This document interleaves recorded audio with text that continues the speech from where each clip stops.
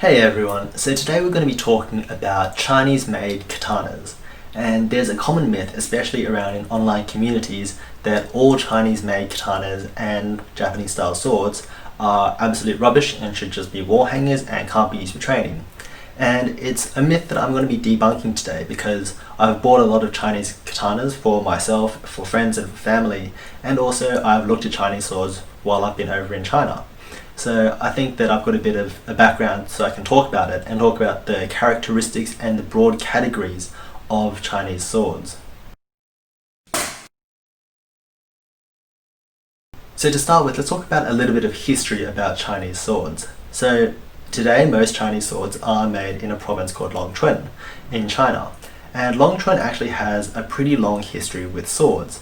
They have an interesting geography, so they've got mountains on one side and water on the other. And that leads to them having a very high quality iron ore, which can be quite easily smelted into iron and steel without having much slag or impurities included in the steel. And because of this, then they actually succeeded in creating a steel sword in the 5th century BC, which is far before many other cultures. Now, fast forward to more than 2,000 years later, and today they are still making steel swords, both Chinese swords, Japanese style swords, and also just Western HEMA style swords for use. Now in 2016 there was actually a video released by Sword Spyer's Guide actually showing the background look into one of the factories in Longchuan, showing how they make the swords. And so there is information out there, but I'm just going to talk about my own experiences as well as information I've seen from there and from the quality of swords that I bought. Now, the other thing with Chinese and Japanese swords is that it's pretty well known that Chinese swords influenced and led to the making of the katana and its current design. But it's also known that Japanese swords also influenced some of the Chinese swords, like the Miao Dao. Then that's a Chinese sword that was based off Japanese style swords. Now in terms of the broad categories for Chinese style Japanese swords, then I put them into 4 levels of make.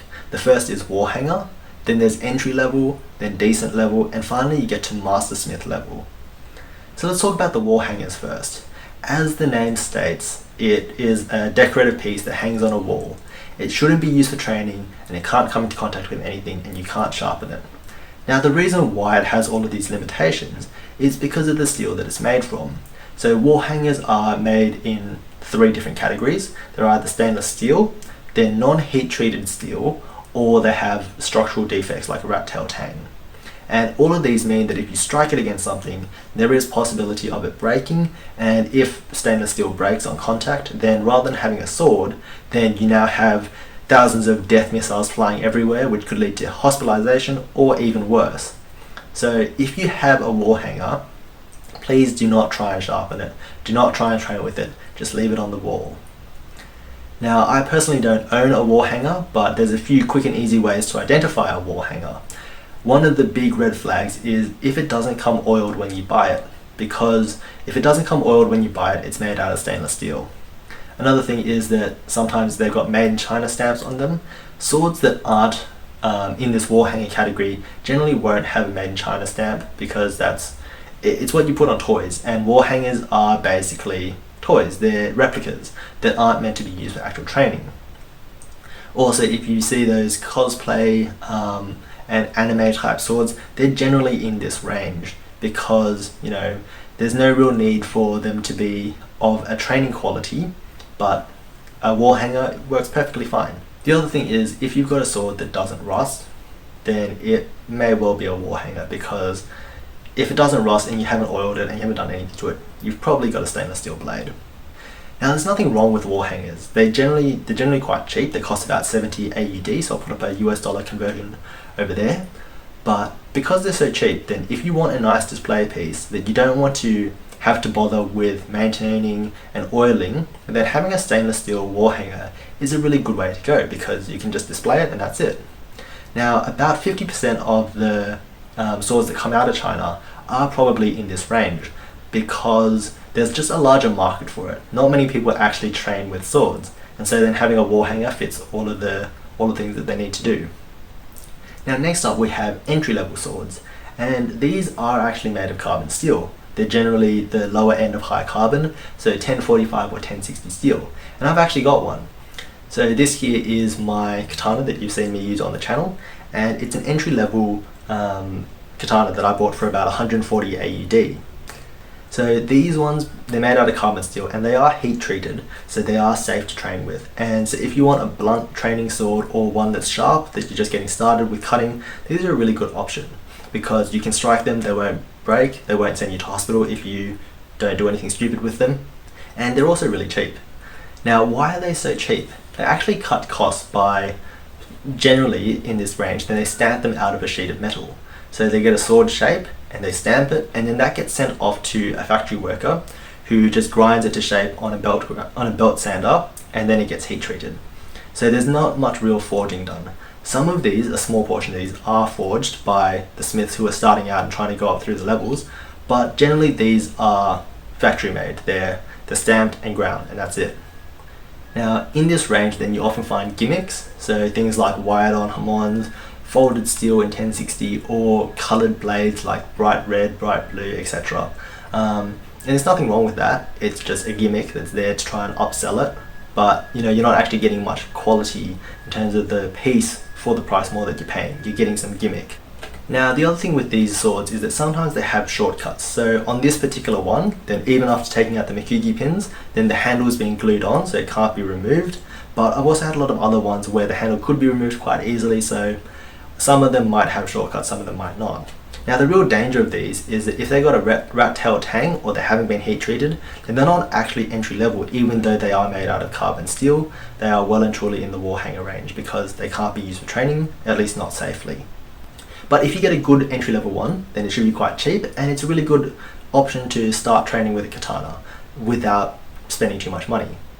Alright, so next up we have the decent level ones, and I actually own two of these, which are my two wakizashi, which you've also seen on the channel. And so I paid about 250 AUD per sword for these ones, and they're a pretty good quality. So these swords in the decent range, then you start getting the higher carbon steels like T10, 1075, 1095, and also some spring steels. Because those steels are a little bit more expensive than 1045 and 1060, so they generally tend to put a little bit more care when using them. Now these, you also start to find differential tempering. So I'm not sure if you can see that, but this one does actually have a hamon, and it's a real hamon, whereas on the entry-level swords, then they're all more or less wire brushed on because they don't really tend to bother with the actual differential plate tempering. The other thing you start to see on decent level swords is stone sharpening. So they do a stone polish rather than just a belt sand, and it creates a nicer closed grain finish. But not all of them have all of these features, and some of them are still rather basic, but just with a little bit more care paid to them. So like I said, this was about 250 AUD, and it's got a fantastic blade for that price, as do all of the ones in the decent range.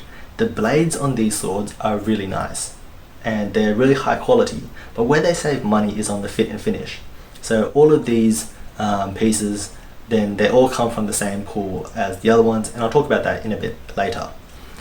But the thing that I've noticed with these is that they are just notably clunky, and I'm not sure why, because when I measured them, then on these ones and also katanas I'd like, then they've got about a 7mm thick blade, but they just don't feel as quick in the hand as my Korean Byeolungum or other more high-end made swords. And so most HEMA practitioners who talk about katanas end up using one in this range, and that might actually be facilitating the myth that katanas are clunky. But I think that if they use one that was a higher level one, like a Mastersmith level one, then they would probably say it wasn't quite as clunky as the decent level ones that they handle. So these are generally made by smiths who are trying to achieve Mastersmith level as they go through the levels of smithing, and they spend more time in it.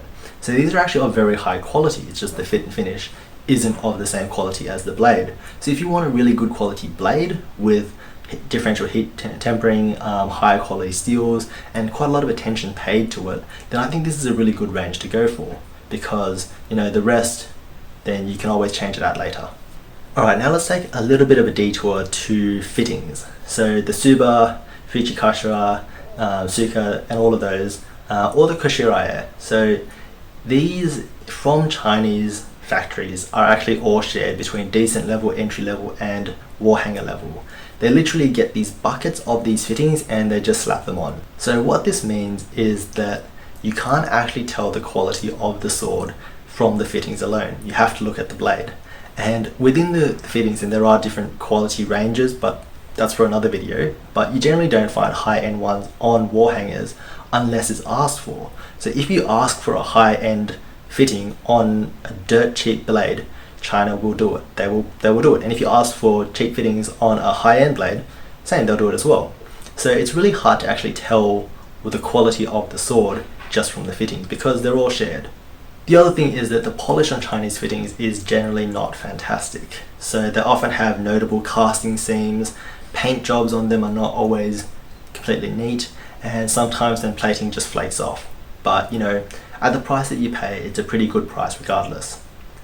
So now let's get on to Master Smith level swords. Now I personally don't own one, but I have actually held one in my hands and I've maneuvered it. And the reason why I don't own one is because Chinese Master Smith level swords are actually quite hard to come by. The main reason being that Chinese Master Smiths tend to make Chinese swords rather than making Japanese style swords in China. But you know, these ones, they're now of quite high quality and they don't share the same fittings as the lower grade swords. So the Master Smith tends to make the fittings for his own sword, or has a team that makes it for the blade, so that each fitting is fitted to that blade. And so you get a much higher quality of fit and finish, and also in this range you start to get tamahagane or laminate structures, like kubuse and sanmai. Now these are still quite cheap compared to other Master Smith level swords. If you buy one from Japan, they're in the tens of thousands of dollars for a new sword.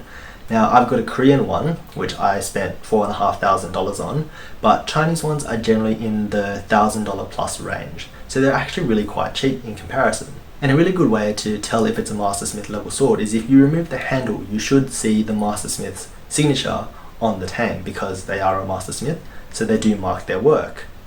Now these handle and feel fantastic, fit and finish is really high quality, and they're really cheap. So if you're looking for a really high-end Japanese style sword, but you don't want to spend tens of thousands of dollars, then this is a really good way to go, as long as you don't mind that it's not made in Japan and also that you are getting a Chinese sword. So in conclusion, are all Chinese katanas wall hangers? No, but a good portion of them are, about 50%, because there's just a larger market for that. And so depending on what you want, then you can usually find it from the Chinese katana market.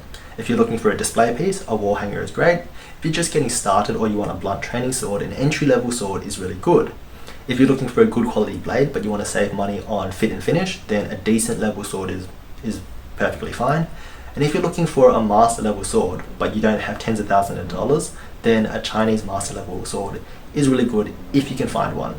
And also, if you try and identify the grade of a sword without seeing the blade, then it's basically impossible because the fittings are all mixed and matched. So you've got to actually see the blade, and between entry level and wall hanger, then sometimes without even seeing it in person, it's still hard to identify. Sadly, with a lot of these types of discussions, then racist comments start popping up. So if you've got a comment about your opinions on Chinese katanas or good or bad experiences that you've had, then please let me know down below, but just don't post anything racist. So I hope that was entertaining and you learned something, and I will see you next time.